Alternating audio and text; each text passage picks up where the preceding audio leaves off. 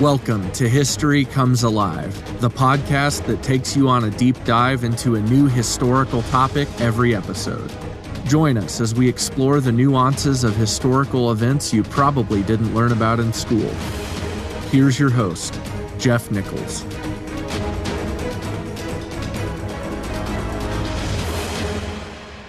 Welcome back. Before we get into the episode today, I just wanted to extend an invitation to you to stick around for a few minutes after the close of this episode. We've got some house cleaning and a couple of announcements to make. I hope you can stay tuned. Thanks for tuning in and enjoy the episode. This is going to be a different podcast today than I had planned. Now, we've been working through a couple of biographies of some of the influential men of the early English colonial experience in New England. Actually, we've been working through a lot of the setup for English expansion. Everything we've done so far has brought us to this point, if that makes any sense. It sounds obvious, but there's actually been a method to the madness. This week, I thought we might change course a little and begin to develop the Pequots as a people and their background. There are a couple of more Englishmen I wanted to sketch, and they might be sketched later, maybe as bonus episodes. I think we spent a lot of time developing the atmosphere, and I've had fun doing that. And there's more that we could do, but I want to move toward the Pequot War. So I called an audible. This episode is kind of a review and a small introduction to the Pequots. So it may be slightly shorter than a lot of the episodes. In the weeks to come, we will cover a lot of history and meet a ton of the major players for the days in which these things took place. Names that are mostly forgotten, but are really worthy of remembrance. And those people and these illustrations will really take us to where we want to go, and that is the real development of English colonialism. So I hope you've enjoyed those biographies. What we did was develop the basic colonial setup or the outline, the model, and then began to fill it in through the lives of some of the men who were there, and backing up quite a ways to make sure that we remember some of the highlights that will help the current narrative. Remember, I'm working through this series in layers, but not necessarily in direct chronological order. This is where some of the pieces that we've laid out will begin to fit together. We looked at Massasoit for a few weeks, the great custodian of the Pilgrims, who in turn relied upon them. And that covered quite a bit of ground as far as the development of the initial English thrust is concerned. Then we looked at the situation in England at the time of the mass exodus to New England, Massachusetts Bay primarily. From their initial success, we took a few weeks and talked about what dissension looked like through the lives of Roger Williams and Anne Hutchinson. It wasn't pretty. We also looked at an alternative view to the English colonialism that we've all come to know and love through the life of John Mason. Governor John Mason, not Captain John Mason, whom we're going to meet shortly in our narrative. Had the governor not perished when he did, there may not have been a Massachusetts Bay as history remembers. The Puritan state would have been altered. But the governor did perish, and the Puritan state did not just survive, it flourished. And as it flourished, it expanded. Its population explosion of the 1630s, due in large part to the politics back in England, filled the colony with tens of thousands of mostly like-minded, capable colonists. Colonists who came to stay. Marching largely in lockstep, they simply moved west as their numbers increased. And as we considered these times, we had developed the native landscape as well, especially along the coast, to at least an elementary level. The Wampanoags, the Nausets, the Massachusetts, the Narragansetts, along with a few others, all played roles in our narrative. And we did briefly touch on the development of Connecticut, Saybrook Colony, New Haven, and then the founding of Hartford. We kind of tied these together through the life and times of John Underhill, who we recognized as a complex man, a difficult man to rally around, yet a pivotal man for the English. A pivotal man who did leave the English and moved to New Netherland, where he essentially took up right where he left off. Provocative native annihilator and public servant and administrator. And just like in Massachusetts Bay, he did clash with the leadership, namely Peter Stuyvesant. It was also during this biographical sketch that we looked at the various native groups that were found within and around New Netherland, eastern New York State today. The Wappinger, the Delaware, the Lenni Lenape, the Mohican, the Mohawk, and the Susquehannock. So we've done a pretty decent job of developing the basic neighborhood of the coastal region of Massachusetts and Rhode Island, as well as the interior region of the Dutch colony of New Netherland around the time of English expansion. We've not looked very much at the Connecticut region until now. This is the in-between area separating the Puritans and Pilgrims from the Dutch, and it would be contested. The regional power brokers would be the biggest losers of the contest. They were the Pequots. They had quite an industry going for a while. They were a powerful people who knew how to play the power game. And in the end, it must have seemed like the entire world was against them. And from a regional, experiential standpoint, it really was. The story of the demise of the Pequot nation represents a major power shift, or several power shifts, that occurred in the power vacuum that was created. The Pequot War represents the first real major clash between Europeans, English Europeans, and natives in the New England region. The first major clash that had real consequences. It also is one of the events, perhaps the primary event, that helped Massachusetts Bay and Boston become the dominant regional power broker for generations. This was a substantial event. It was not an event that featured Europeans against natives as much as Europeans and natives against the Pequots. And their story is tragic. It's one of those stories that makes me ask the what-if questions about a dozen times. So who were they? What is their legacy? What did they do? How could an elite, powerful tribe basically collapse in a matter of a few short years? I mean, there might have been a time early on in their interaction with the Europeans that they could have set the trajectory quite high for themselves. But they didn't do that, and that would cost them. So when we first met the Pequots back in episode 20, that episode was entitled Wampum, the Universal Currency of the New World. If you didn't listen to it yet, or if you want to go back and review it, you'll recall the Dutchman, Jacques Alix, visited a Pequot village in 1622. As the trade negotiations moved forward, he was not happy with the Pequot terms. So he kidnapped the sachem and demanded a ransom. The Pequots actually paid it. Alix is lucky that they didn't just kill him. At that point, nobody could have stopped them. They paid in a strange currency, what Alix described as, quote, small beads, which they manufacture themselves and prize as jewels, end quote. The jewels turned out to be 40 fathoms of wampum. The sachem was returned to the Pequots without his head. Oddly enough, the concept of profits overrode the concept of revenge or retribution. This was the beginning of the Dutch-Pequot commercial alliance and the great Pequot expansion at the expense of their neighbors. And of this time frame, I want to read from Alfred Cave. I think he does a great job of underscoring exactly how this relationship developed and how it affected virtually everybody in the area. Alfred Cave says this, quote, despite Alix's brutality, the Pequots soon thereafter agreed to enter into a trading relationship with the Dutch. Peter Berenson, a more tactful negotiator, said to be fluent in all the dialects of the Hudson Valley and Long Island Sound, called regularly at the Pequot Harbor.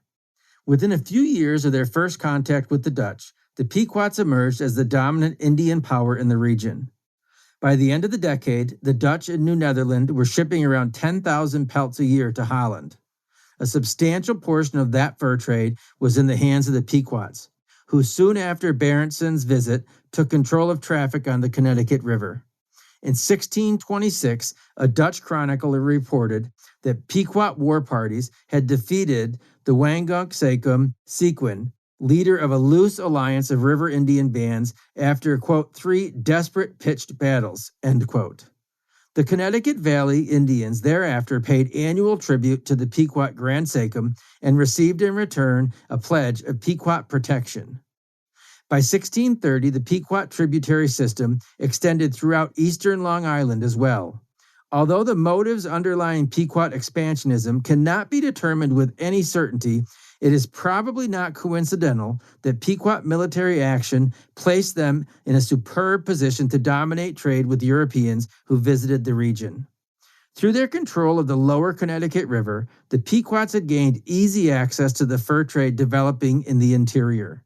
Wampum, from their tributaries on eastern Long Island, gave them the means to purchase both pelts and European trade goods in quantity. End quote. This became such a profitable adventure that the Dutch introduced the folks at Plymouth to wampum and pointed them towards Maine, where they had struggled to gain traction with the corn that they were trying to barter with. I mean, the Dutch goal was not to help the Plymouth trade. It was to keep the Plymouth trade looking north and not west. But that didn't last very long. So that was our introduction to the Pequots, through the lens of the Europeans. And I think it's worth a closer look at who they were. It's odd to me that Jacques Ellul lived to tell of his adventures. He clearly had no idea who he was messing with that day. There's a few positions about the origins of the Pequots, a few positions that are more divided by chronological timeline when people lived, historians, when the chronicles were written, than reasonableness or rationale. So I want to talk a little about both. We just need to keep in mind for our narrative that where they had come from is not nearly as important as what they became or what happened to them. The traditional view was that it was not the English or Dutch that were the first invaders of the Connecticut River Valley at the opening of the 17th century, but rather the Pequots at the latter half of the 16th century. It was believed for a long time that the Pequots had recently migrated to Connecticut from eastern New York State, a few decades before the Europeans arrived, with the idea of settlements and permanence. They represented a faction of the Mohican tribe, the Mohicans that were at an on-again, off-again war with the Mohawks. And they represented a faction that had had enough of the Mohawk, especially once the Iroquois Confederation was formed.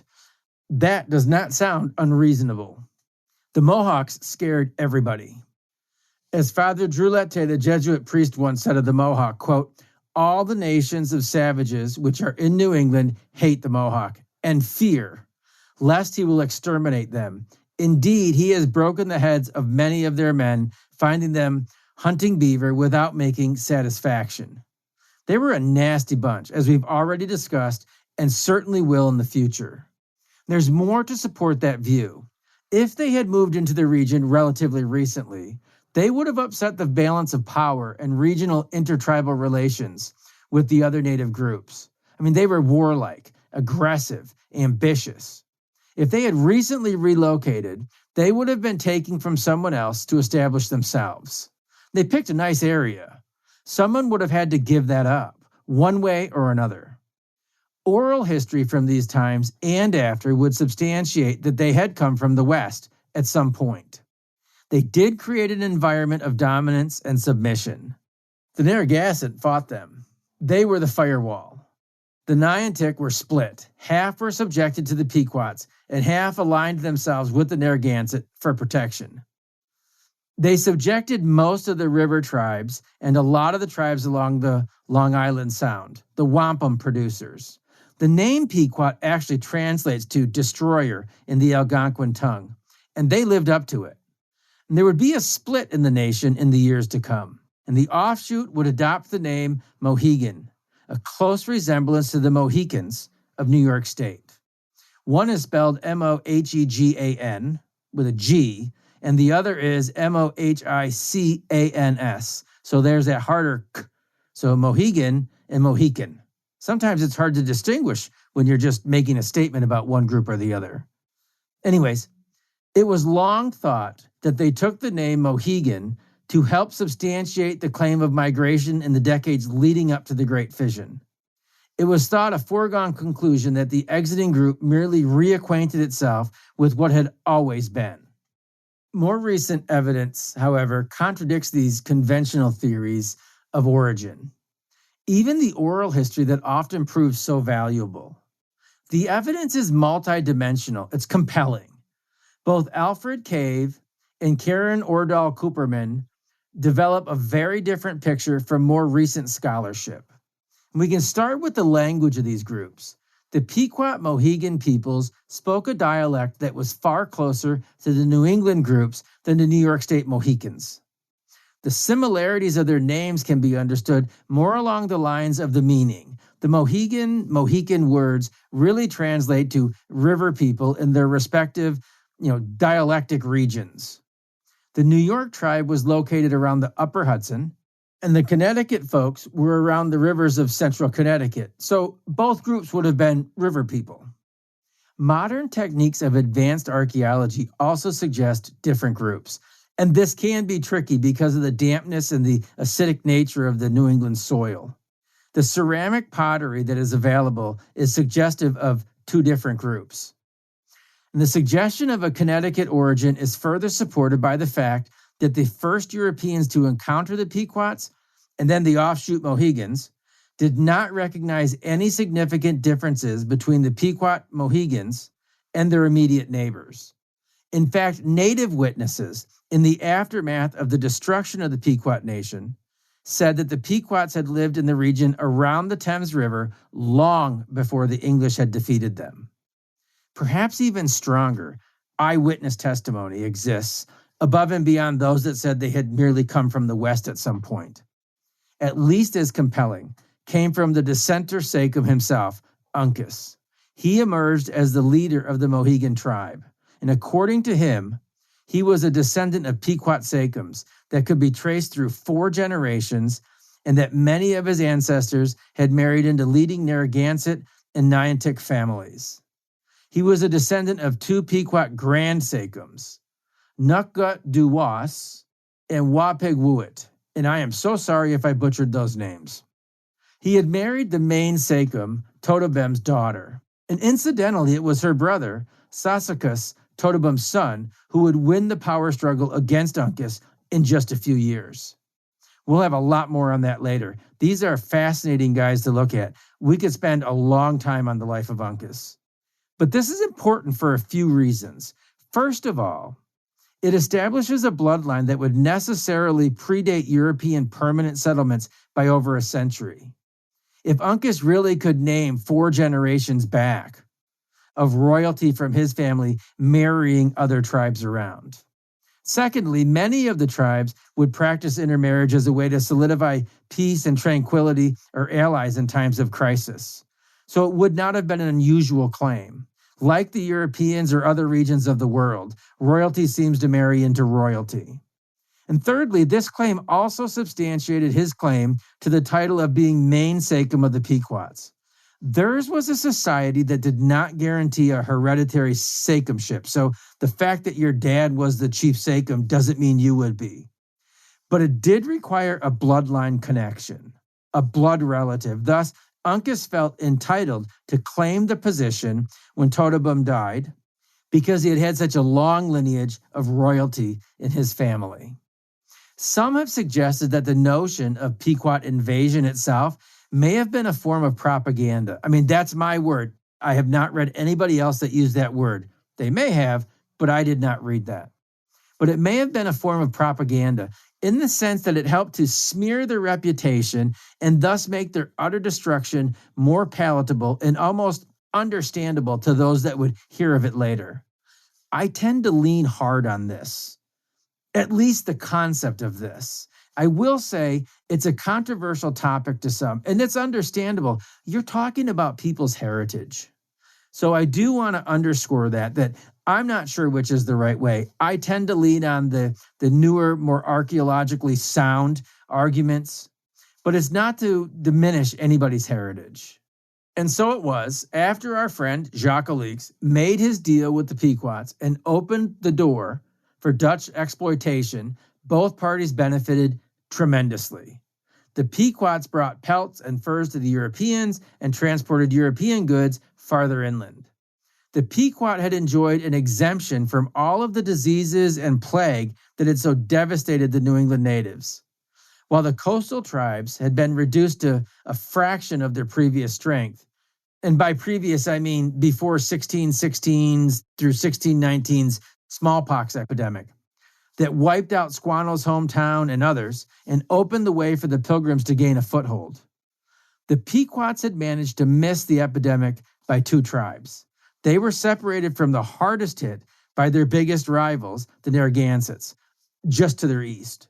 Their ability to avoid the dreaded plagues created a mystique around their medicine men. It also helped them in the most important way possible, sheer numbers. In 1630, the Pequots enjoyed a population estimated at about 16,000. That was a huge number for the natives. What may have been an average a few decades earlier was now representative of the most populous region in New England. And they wasted no time taking advantage of their numerical superiority. So they meet the Dutch, and their numbers become superior to those around them. This is how they began to advance the concept of controlling the native trade, the wampum and the furs. They subjugated many smaller tribes and developed good trade relations with the Dutch and the English. Well, Massachusetts Bay, but not so much the folks from Plymouth. I mean, they were friends with Massasoit, whom the Pequots, like the Narragansetts, had hoped to conquer. They never did. All of this to say that the Pequots were an established, formidable group. They wielded power, influence, and fear in the lives of all of their neighbors. They were the champions. And there were a lot of people who wanted to see them fall. A lot of people who wanted to remove the Pequot heel from their own necks. The Europeans, primarily the commercially driven Puritans, were a welcome ally in that regard. Those were the glory years, the early years, the disease-free years, the victorious years as they subdued their neighbors. If you had been a Pequot at the beginning of the 1630s, you would have thought that you'd always be on top. You would have thought your people would rule for your entire lifetime and then some. You would have never saw the destruction of the epidemic that was to come. The smallpox epidemic of 1633 wiped them out. I mean, numbers can vary. I mean, virtually all numbers from history seem to have their challenges. But we do know the death rate among the natives, once exposed to European diseases, was staggering. Even the great and mighty peoples suffered. These epidemics were the great equalizer among the tribes. They were no respecter of persons. And so it was, on the eve of extreme Puritan expansion, the rallying of many subdued tribes, and the increasing competition between the Dutch and the English, that the mighty Pequot nation was struck with an epidemic of monumental proportion. It's estimated that the Pequots lost up to 80% of their population almost overnight. Talk about PTSD. Can you imagine? You guys are the kings of the castle. You're located in a very, fertile river basin type central Connecticut. You're controlling most of the natives between the coast all the way into New York State. You're controlling the Long Island Sound. You're controlling the trade with the Europeans and with the natives. You're profiting from everything. And all of a sudden, this territory that you control, all of a sudden, you lose 80% of your population quickly. Think about the devastation and the trauma that caused the people. I mean, never mind the commercial enterprise, never mind the maintenance of an empire. Think about the reaction of their enemies, though. Think about the expense and the effort, not to mention manpower that it takes to run an empire, and now cut your numbers by 80%. The Pequot lived in a hostile world. They lived in a hostile world that was changing. They lived in a hostile world that they had largely built with their own hands, through their own ambition, their own aggression. In 1632, a seemingly unrelated, innocuous event occurred that triggered a series of events that would eventually engulf the whole region. As a counter to the rapidly growing English presence in the Connecticut region, the Dutchman, Hans Unckelys, if I said that properly, was dispatched to the mouth of the Connecticut River to build a fortified trading post. Covette's Hook was built, dedicated to Holland, but then left unfortified. The location had been purchased from the Niantic. I mean, you always wanted to make sure that you bought it, fair and square, whatever land you were acquiring from the natives, so that nobody could cry foul. Well, no Europeans could cry foul. The goal was fur trade, and this just simply was not a good location. So in the following year, in 1633, the year of doom for the Pequot, Then Director General Wouter van Twiller of New Netherland sent Jacob van Curler with men to purchase a better location. He selected another area 50 miles upstream. This land he bought from the Pequots. Today, it's the Hartford area. Back then, it was named the House of Good Hope. Now, if the House of Good Hope sounds familiar, it should. This is the same House of Good Hope that we talked about with John Underhill. This is the same House of Good Hope that he would take control of 2 decades later in the name of the Puritans and the United Colonies. So it was that the Dutch had a new trading post to compete with the English and secure Pequot cooperation. There was just one catch. The Dutch wanted all the business, not just Pequot. The Pequot wanted to control the European trade, so they agreed to allow for safe travel of other native groups to the trading post. This wasn't an extraordinary ask. It wasn't unheard of at this time. The problem was that the Pequots had no desire to honor that part of the agreement. They did not want to give up or even share their monopoly over native trade and profits. Frankly, it doesn't seem to matter what time frame you're looking at. It's always about money, isn't it? The fuse was set. What they did next was light it, and the explosion would destroy everything. But that's a story for next time. Until then, I hope our time together this time has really helped the history to come alive. Hey everyone, thanks for staying after class today. I just wanted to give you a couple of updates, a little house cleaning. And we're going to be putting more of a focus on social media. I'm going to try to reconstruct the website. It kind of displays right now my hopes and dreams for the future, but it's not so easy to navigate, and there's a lot of pages on there that maybe aren't relevant at this point. But one thing that I did want to point out was that I'm going to start changing up the episode descriptions. I don't know if you read those. Some of them have been quite long. I'm going to shorten those a little bit, I think. But what I'd like to do is put some links in for some of the materials and some of the sources that I use. So if you like the material that I'm sharing, that would give you an opportunity to check it out for yourself. Probably won't be a lot of links at first, but I'd like to put a couple in there every week. Some of them may be repetitive.